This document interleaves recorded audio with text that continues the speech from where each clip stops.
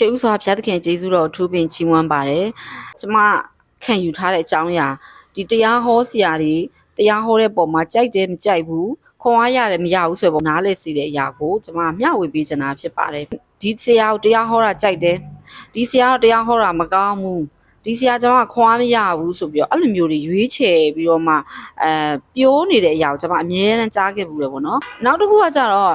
ခွန်အားရတယ်မရဘူးဆိုတဲ့အပေါ်မှာလဲကျွန်မယုံကြည်ထားတာကခွန်အားရတယ်ဆိုတာကဆရာကတရားဒီနေ့ဒီတရားကိုဟောပေးလိုက်လို့ကိုကအဲ့အကြောင်းအရာမှာကိုနဲ့သွားပြီးတော့ဆက်ဆိုင်မှုရှိတယ်ကိုခံစားနေရတဲ့အရာကိုမဖြေရှင်းနိုင်တဲ့အရာနဲ့ဆရာကဟောပေးလိုက်တဲ့တရားနဲ့ကသွားပြီးတိုက်ဆိုင်မှုရှိတဲ့အခါကျတော့ကိုကခွန်အားရတယ်ခွန်အားရဒီဆရာဟောတာကြိုက်တယ်အဲ့လိုမျိုးဖြစ်သွားတတ်တယ်ပေါ့နော်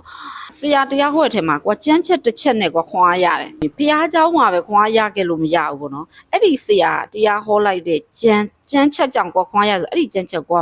မှတ်ခဲ့ပြီးတော့အိမ်ရောက်တဲ့အခါမှာပြန်ပြီးဘုရားနဲ့အဲ့ဒီကြမ်းချက်ကိုထပ်ပြီးဆင်ခြင်ဖို့လိုတယ်ပေါ့နော်ဘုရားဟုတ်ပြီဘုရားเจ้าမှာမိတ်ဆွေစကားပြောမယ်ဒီကြမ်းချက်နဲ့မိတ်ဆွေခွန်အားရခဲ့တယ်ဆိုရင်တီးသက်အချိန်ပေါ့နော်ဆူညံတန်နေမရှိဘူးလူတွေမရှိဘူးဘုရားရှင်စကားပြောချင်တဲ့ຢာတွေအများကြီးရှိမှာပဲဖះเจ้าမှာတော့မိတ်ဆွေပေါ်ပြလိုက်တာပဲရှိတယ်ဒီတစ်ချက်ပဲဒါပေမဲ့အဲ့ထက်ပိုတိစေခြင်းတဲ့အရာတွေဖះရှိအောင်မယ်ဒါကြောင့်မလို့ကိုကတီးတန့်အချိန်ပြန်ယူလို့ရှင်ပို့ပြီးတော့ခွန်အားရမယ်ပေါ့နော်ဖះเจ้าသွားတဲ့အခါမှာခွန်အားရတယ်ဆိုတာကတရားဟောတဲ့အချိန်တစ်ခုပဲမဟုတ်ဘူးဒီစပြီးတော့မှဝိပုကိုးကွယ်ခြင်းအစပြုပြီးဆိုအစီအစဉ်တစ်ခုပြီးတစ်ခုရှိတယ်အဲ့တော့အစီအစဉ်တိုင်းမှာတင်တော့ခွန်အားယူစရာတွေတစ်ခုပြီးတစ်ခုရှိလာနိုင်တယ်။တင်ရဖះရဲ့ဗိမာန်တော်တွေကိုလာတာဖြစ်တဲ့တော့ဖះကစကားပြောပြလိုက်မှာတင်ပြန်တဲ့အခါမှာပေါ့ပါပါနဲ့ပြန်ရတဲ့ခွင့်ဖះရှင်ဟာပြင်ဆင်ပေးလိုက်တာပဲ။အဲ့ဒါကြောင့်မလို့ဒီဆရာတွေတရားဟောတဲ့ပုံမှာကြိုက်တယ်မကြိုက်ဘူးဆိုတော့ကျမတို့ရွေးချယ်နေတာဆိုတာထက်ပေါ့နော်ဖះရှင်ကဘာစကားပြောပေးခြင်းလဲဖះရှင်ကငါ့ကိုဒီနေ့ဖះဗိမာန်တော်တွေကိုလာတာဖះကငါရဲ့ဒီခံစားနေရတဲ့အရာနဲ့ပတ်သက်ဘုရားရှင်ကငါ့ဘလူစကားပြောပေးခြင်းလဲเนาะငါတို့ဘလူမျိုးအားတွေအပြည့်နဲ့ငါအိမ်ပြန်ရမလဲအဲ့လိုမျိုးမိတ်ဆွေကခံယူထားဖို့ပဲလို့အဓိကပါလဲဆိုတော့နှလုံးသားကိုဖွင့်ထားဖို့ပဲလို့လားအစွဲတစ်ခုရှိနေမယ်ဒီဆရာမဒီလိုတရားဟောမှအဲ့လိုစိတ်မှမိတ်ဆွေကခံယူခြင်းနဲ့ကျန်တဲ့ချိန်ကျရင်တော့မိတ်ဆွေက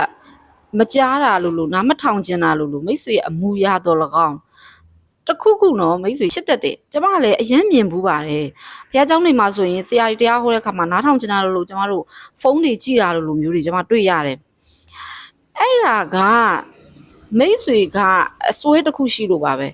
နော်ဒီနေ့ဒီဆရာငါမကြိုက်ဘူးငါတရားဟောတာငါမကြိုက်ဘူးငါအဲ့လောက်ကြီးငါနားမထောင်တော့ငါတို့လည်းဘာမှရမှာမဟုတ်ဘူးဆိုတာမျိုးမိတ်ဆွေအစွဲဖြစ်နိုင်တယ်ဘုရားရဲ့တရားစကားကိုဟောပြီးဆိုကြတဲ့ကွာဘုရားရှင်ရဲ့ဝိညာဉ်တော်ကအဲ့ဒီ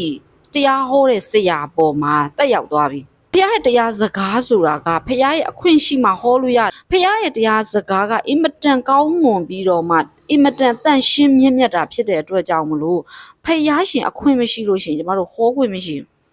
ဖះရဲ့အခွင့်မရှိလို့ရှင်ဒီဆရာဘာပဲပြောအစီအစဉ်ကဖြစ်မြောက်မှာမဟုတ်ဘူးလို့ကျမကတော့ခံယူတယ်တချို့ဆရာကကြတော့စကားပြောတာကတော့အေးလေးပြောတာရှိတယ်မြန်ပြောတာရှိအားရပက်ရခွန်အားရအောင်ပြောတတ်တာလည်းရှိတယ်နော်တချို့ဆရာကကြတော့တကယ်အပြစ်မှာကစကားပြောရင်သူကနားလည်အောင်ပြောပြတတ်တာလည်းရှိတယ်အမျိုးမျိုးသောလူတစ်ယောက်ရဲ့ပုံစံစကားပြောတတ်တဲ့ပုံစံကလည်းကွာသေးရပေါ့နော်ဖြစ်ချင်းအေးချင်းပြောသွားမှသူ့ရဲ့အကြောင်းအရာကပြည့်စုံသွားမျိုးလည်းရှိတန်ရှင်တော်ဝိညာဉ်တော်ဒီတကိုးကဆရာပေါ်မှာစီးဆင်းသွားပြီးတော့မှဖះရှင်ပြောစီလို့တော့အကြောင်းအရာတွေကထွက်လာတာဖြစ်တယ်ဘယ်အကြောင်းအရာမိတ်ဆွေအတွက်ခွန်အားဖြစ်မလဲကိုခံယူလိုက်ဖို့ပဲလို့လားဘယ်ဆရာပဲတရားဟောသင်ဘယ်နေရာပဲရောက်ဘယ်မြို့ပဲရောက်သင်ဟာမြို့တွေအပြောင်းရွှေ့ဖြစ်တယ်ဖြစ်လို့ရှိရင်သင်ရဲ့အရင်တုန်းကဖះเจ้าကဆရာကိုလည်းတရားဟောတဲ့အချိန်တွေကိုသင်သတိရခြင်းရမယ်ဒါပေမဲ့သင်အခုလက်ရှိရောက်နေတဲ့မြို့သင်လက်ရှိရောက်နေတဲ့သင်ခုတက်ခွင့်ရတဲ့ဖះเจ้าဟာဖះရှင်သင်ကိုချစ်လို့ဖះเจ้าတက်ခွင့်ရတာလေ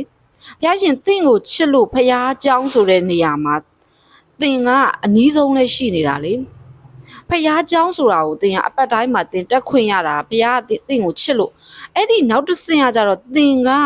ဖ ဖះเจ้าကိုရောက်ပြီဆိုတဲ့အချိန်မှာသင်ခြေလန်းစချပြီဆိုတာနဲ့ဖះကသင်ကိုစပြီးစကားပြောမဲ့အကြောင်းရတယ်အမျိုးမျိုးရှိတယ်သင်တရားဟောသင်ကထင်မဲ့တရားဟောတဲ့အချိန်မှာငါတင်တော့ဘာမှခွန်အားမရဘူးဒါပေမဲ့သင်တရားဟောတဲ့အချိန်မှာသင်တို့ကခွန်အားမရဘူးဆိုလေသင်တခြားအစီအစဉ်တွေအခုအများကြီးရှိသေးတယ်လေအဲ့ပေါ်မှာသင်ခွန်အားရခဲ့သလားအဓိကသင်ရဲ့စိတ်ကဖះเจ้าနဲ့ရောက်ပြီဆိုတော့သင်ရဲ့သလုံးသားစိတ်တကားကိုဖွင့်ထားပြီးတော့ဖះရှင်ငါ့ကိုပဲချိန်မှစကားပြောမယ်ဖះရှင်သမီးကိုစကားပြောပေးပါအဲ့လိုမျိုးသင်စိတ်လုံးသားတကားကိုဖွင့်ထားပြီးတော့မှသင်က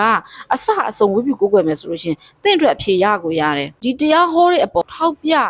ဝေဖန်ပိုင်ခွင့်မရှိဘူးလို့ကျွန်မကတော့လက်ခံထားတယ်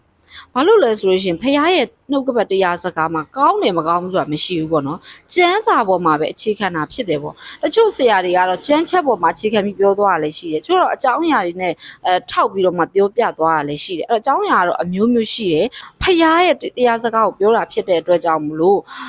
မိတ်ဆွေကနားထောင်ဖို့ပဲနားထောင်ပြီးတော့မှခွန်အားယူလိုက်ဖို့ပဲ